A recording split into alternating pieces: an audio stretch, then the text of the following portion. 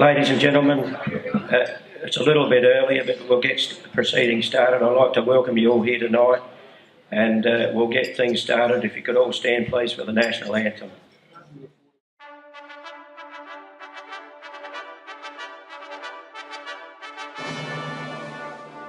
Australians, oh, let us rejoice, for we are young and free. We've golden soil and wealth fertile. Our home is God by sea.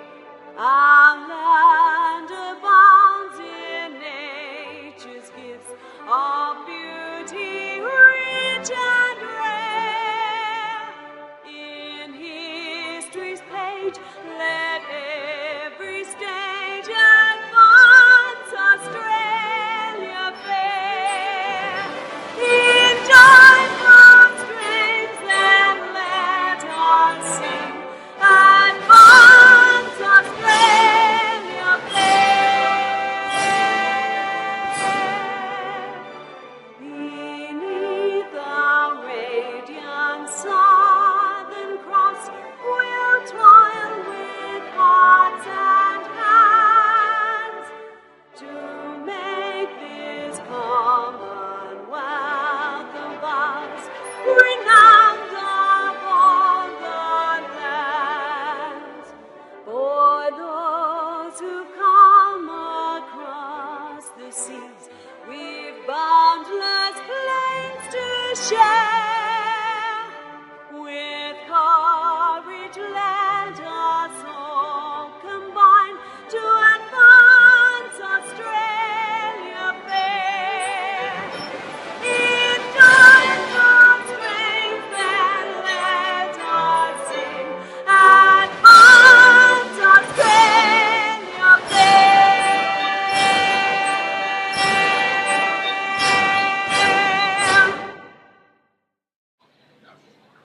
Thank you very much, ladies and gentlemen. I'd like to introduce you to the person that makes all this happen and work.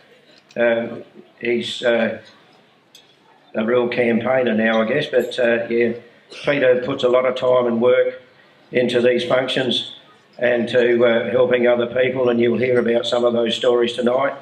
But I'd like to introduce you to the founder of FLAG, Peter Manuel.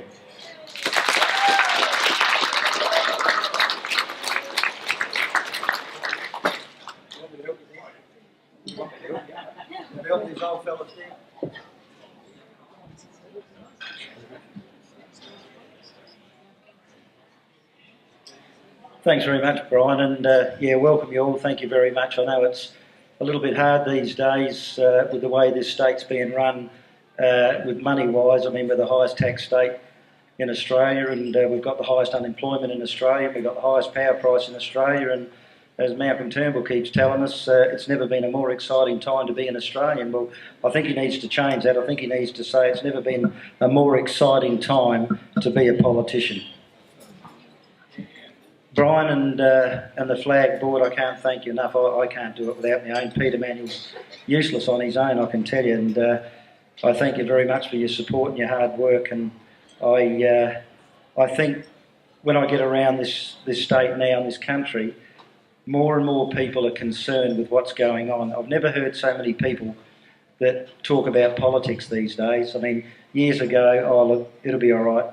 Well, it's not all right, and silence is consent. And if you're just going to sit back and be apathetic, they will get away with blue murder, this government, state, federal, whatever. And things are very serious. And you'll hear some things tonight from farmers, what they've been putting up with, not just here in South Australia, around Australia. But if we have a look, you know, when we think Malcolm Turnbull says it's never been a more exciting time to be an Australian, if we have a look at this country that our diggers fought for and lost their lives, is now being sold, and it's being sold big time. And not just to the Chinese. There's 61 other countries that are buying our valuable farming land. And why in the hell would you sell our cash cow?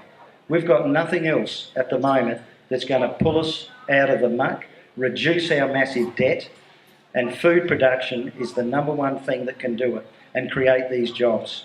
The world wants our clean, healthy food, so why are we selling it? And we hear Malcolm Turnbull and his cronies talk about foreign investment. Well, I've been in business, I've been in several businesses, and I can tell you now, when I invest in something, I'd like to make a profit. But you tell me, when we've got overseas government investors and corporations buying up our agricultural land, they come over here, they grow the food, they send it back to their country, and they don't pay any tax at all. How's that investment? It's not investment our way, it's investment their way. We've got free trade agreements that we've got no say in. That's all done behind closed doors. And these free trade agreements do not work in the best interest of us. If we have a look back over the years, we've had Liberal and Labor in, and have a look where we are. Our manufacturing's gone, our industry's gone, and now the mum and dad farmer are being wiped out big time with excessive red tape, green tape and over-regulation. And the biggest thing that's hurting us at the moment is this Natural Resource Management Board, where we've got to get a permit to do any damn thing on our properties, a permit to even shift a rock. That's how bad it's getting. So we pay our rates are going up. Now we've got this right to take water levy on our farms, whether we use it or not, mind you, and that's based on the capital value of our properties. And we build our dams, we sink our bores, we buy our rainwater tanks, and yet we're being charged for something that falls freely from the sky. It is absolutely ludicrous. And I can tell you now, you might be sitting here tonight, we've had some magnificent food put on by the old mill here, Craig Fromm and his crew, and thanks very much for that, Craig. But the way we're going with all this regulation, over-regulation, we're not going to be able to sit down and have this in a few years' time, believe me. And if you think that's a little bit hard to swallow, I can see a huge difference since I've been involved with Flag, even in the last 7 years, how we're going downhill. And we're going downhill fast. We've got pensioners. We've got Malcolm Turnbull now hitting our old age pension. Yet, Joe Hockey told us the age of entitlement was over. But it's not over for these politicians. We want a level playing field for all. What's good enough for us is good enough for them. And this is one thing where we can really make a difference. We've got to unite, you've got to get on radio, and you've got to let these politicians know publicly. They've got to be named and shamed. And you might not like doing that. I'm quite happy to get on radio and name and shame these people. We've sent them emails, we've talked to them on the phone, they'll look you in the eye, and I can tell you right now, they'll do something completely opposite. But you get on radio and let the public know they don't like it, believe me. They really don't like it. So look, if you really do want change, don't be apathetic. Start to have a say, and have a say publicly. I remember when I made my first call to a radio station, I was pooing my pants, something shocking, I can tell you. And even now, even when I get on regularly, I still don't enjoy it. But once you make that first phone call, you feel as if you're trying to make some sort of difference and trying to wake other people up, because I've listened lately and there's a lot more first-time callers ringing in radio, and 5AA, we're lucky we've got 5AA, which is 1395 AM on your dial, that'll let you have your say, because once you get the word out about certain things, these bureaucrats and these politicians, they run for cover, I tell you.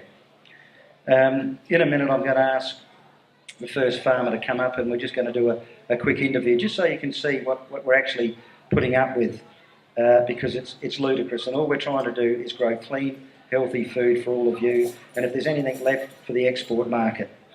But one thing that really, really annoys me about this Malcolm Turnbull, and the Labor government the same, the Greens are the same, is in 2004, Malcolm Turnbull, under the National Water Initiative in the John Howard government, separated water from land. Now, this Natural Resource Management Act of 2004 come in then, and they've absolutely stolen our water from us. This is nothing about our precious resource water that we're running out. You don't run out.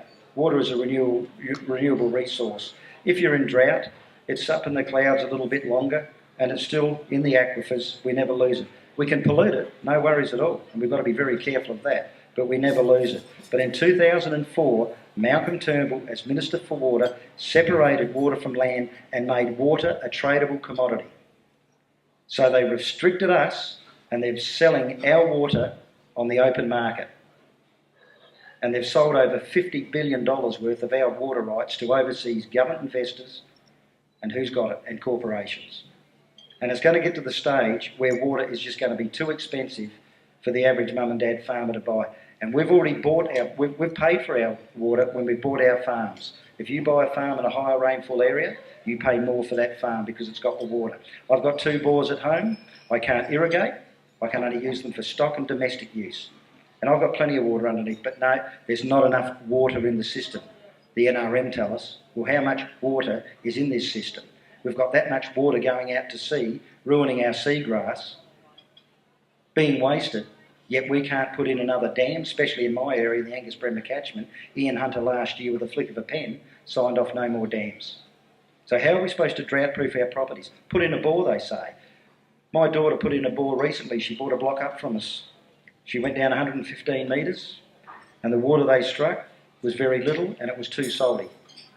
Now, if they could have put in a dam, they don't want a massive dam, a dam, so that property could be viable to grow food. It's almost like they do not want us growing food, and it's disgusting. And if we don't protect our food security, and we're relying on other countries to supply us with food, that puts us in a very vulnerable and dangerous situation. We have to be able to supply ourselves with food. And look at the jobs that we can create. The powers of the NRM is absolutely frightening. They've got more powers than the police. And I'll just give you a couple of section numbers. Section 69 of the Natural Resource Management Act of 2004 sees our financial documents. Why does an environmental mob need our financial documents? Now, if they come onto the property and say, we want your financials, and you refuse 127.6A, non-complying, a $35,000 fine for non-complying. Not last year, the year before, this Labor government wanted to take away our right to remain silent. In other words, if they come on and ask me for my financials, I said, no, you're not getting it. Not only a non-complying fine, but I could not engage a lawyer. Yet a murderer and a rapist can, but farmers could not engage a lawyer. Flag lobbied and lobbied and lobbied, and we got that changed. So we've still got our right to remain silent.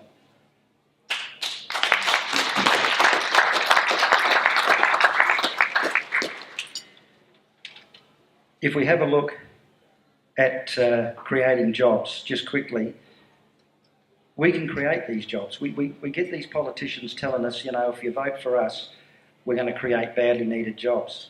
But they never do. And we're getting all these people on 457 visas coming over here taking our jobs. If we need somebody from overseas because we haven't got certain expertise here, let's grab them. But let's train our people here first. Give our people the opportunity to learn different, whether it's engineering or butchering. I'm a butcher by trade, and I tell you, there's not too many apprentice butchers these days. We need to go back to apprenticeships. We need to open up our tech schools, and we need to open up our industries. And I'll give you just one example. You take rabbits, for instance. The rabbit industry was shut down years ago. There was a huge industry. So what are we doing now? We're importing pelts from India to make Akubra hats here. We could subsidise bullets for shooters, make them at a very, very reasonable cost, and get this rabbit industry going so we've got our own pelts to make our own damn hats and sell rabbits at a reasonable price. Now, you'd be able to sell a rabbit for probably about $10 because they're out there feeding on just natural grasses. They're not farmed. And yeah, exactly.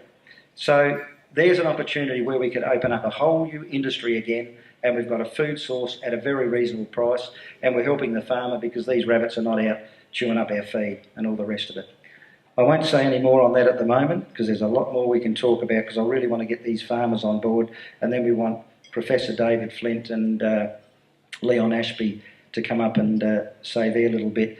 But I just want to recognise here tonight Anne Ferguson, the Mayor from the Mount Barker Council. Anne, would you like to stand up? Thank you. Thank you very much for coming along. Clinton McCullum from the Stock Journal.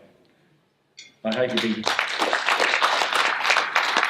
I hate to be very kind to us tonight, Quentin. And also David Ettrich, co-founder of One Nation. Would you like to stand up, David?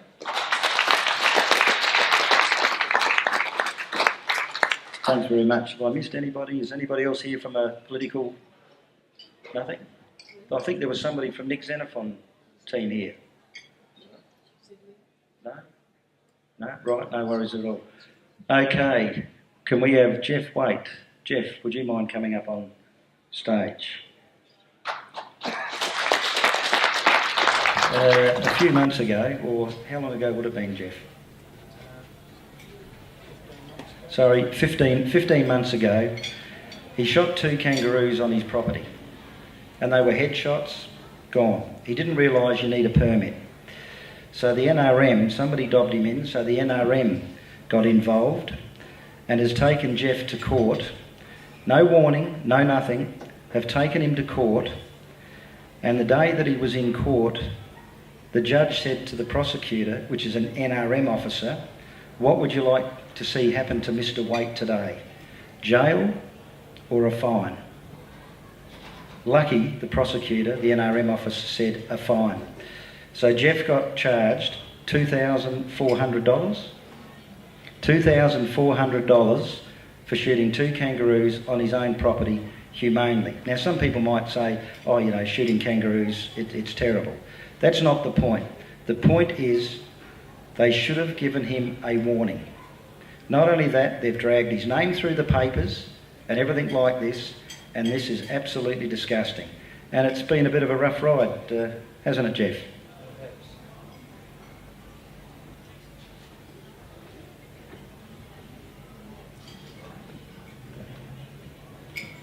Yeah, it has, Peter. It's been a bit rough. Can you hear Jeff? Yeah. Be close, mate. Closely, man. Yeah, I'm still here.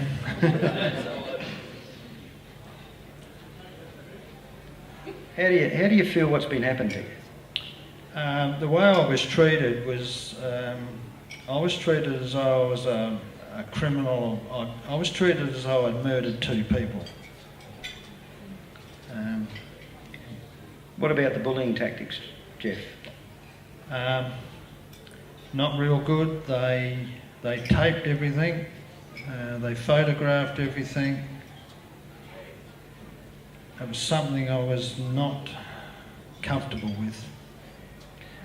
So I can see Jeff's not comfortable at the moment, and that's fine. But here's a situation where this could have been simply a warning, don't do it again, but no, they have to drag you through the courts.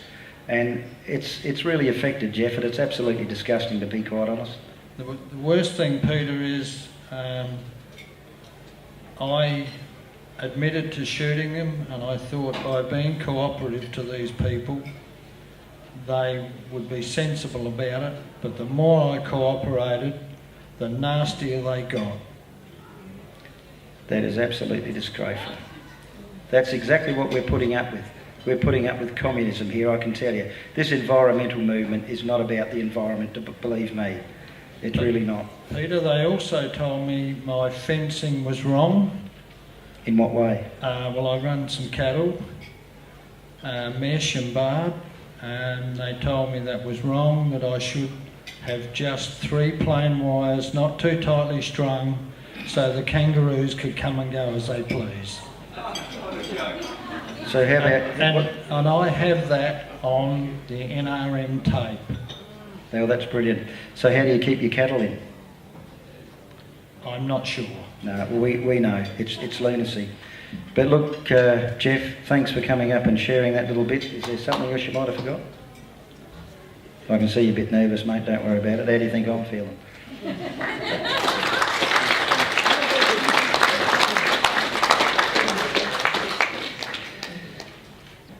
The Pipicelli family down here, it's absolutely disgusting what this NRM have put these people through. Nick's got a property at One Tree Hill, and he's got about 300 acres of artichokes. And these artichokes, there's a little jar here. We'll give you a try later. They look all right. These artichokes, he picks the fruit and he pickles it because it's good for your digestive system and other things in your stomach and so forth. And before it goes to seed, he slashes it and it's feed for his cattle. And I've been out to Nick's property and his cattle look absolutely magnificent. Anyway, the NRM told Nick that he needed to spray a buffer around his property, which he did. And then he was going on holidays to Italy and he said to him, don't come on my property while I'm away. So while he was away, 4 vehicles went onto his property, rounding up his cattle, and his daughter lives next door and thought, what the heck's going on here? Cattle going everywhere. They put these cattle in a laneway, and out of that, 8 died. 8 cattle died. I know why they died. They died because of stress. Because I've got cattle myself, and if a stranger comes onto my property with another vehicle, you know, they prick their ears up. But 4 cars rounding up these cattle, put them in a laneway, and 8 died. Now, there's been a vet report done by PIRSA, the NRM mob is well involved, and there's no conclusion of what happened, why these cattle died, because they know exactly why they died. They died of stress. Then they sprayed 300 acres of Nick's artichokes out without his consent. It's funny, about 5 weeks ago I noticed in the paper, or my wife noticed in the paper, that there was a little clipping and artichokes were the plant of the week. Our properties are not our properties, I can tell you. And if you're feeling sorry for us farmers, and you'll hear a lot more in a minute, if you're feeling sorry for us farmers, we appreciate it, but you're next. Because on your rates, you pay a natural resource management levy. And they look after the metropolitan area as well. So at the moment, the farmers are in their sight, and that'll be you city people. And Flag Australia have been fighting tooth and nail to stop meters on rainwater tanks, which they've tried to do, and they reckon they're not going to do it. But believe me, if we don't fight this, you'll have meters on your rainwater tanks. Just like our dams are no different to collecting water than a rainwater tank, believe me. And we have to stop it. Your solar panels will be taxed, because why? Natural resource management. They manage our resource. Well, they're not managing it too good, I can tell you. We nearly got flooded out the other day, lost trees and fences and all the rest of it. You know, if they're managing our precious resource, gee, what about the 42 degrees days? Why don't they cool things down a bit? But they're not. They're really not. I think also, Esther, wasn't it recently the NRM come out onto your property? It was a hot day and they were driving around with hot exhaust pipes, counting the artichokes. I mean, this is intimidation. It is disgusting. They're not allowed on your property unless they give you 48 hours notice. That's in their act. And they've come out recently. Did they give you any notice? They did, but my father was away again, so I asked them to make an appointment, make a time when he was home, and they didn't do that. They were entering through the back way, because the front gate was locked, so they broke the gate at the back, the lock at the back, and they entered the back. They're a lot of scoundrels, Esther, they really are.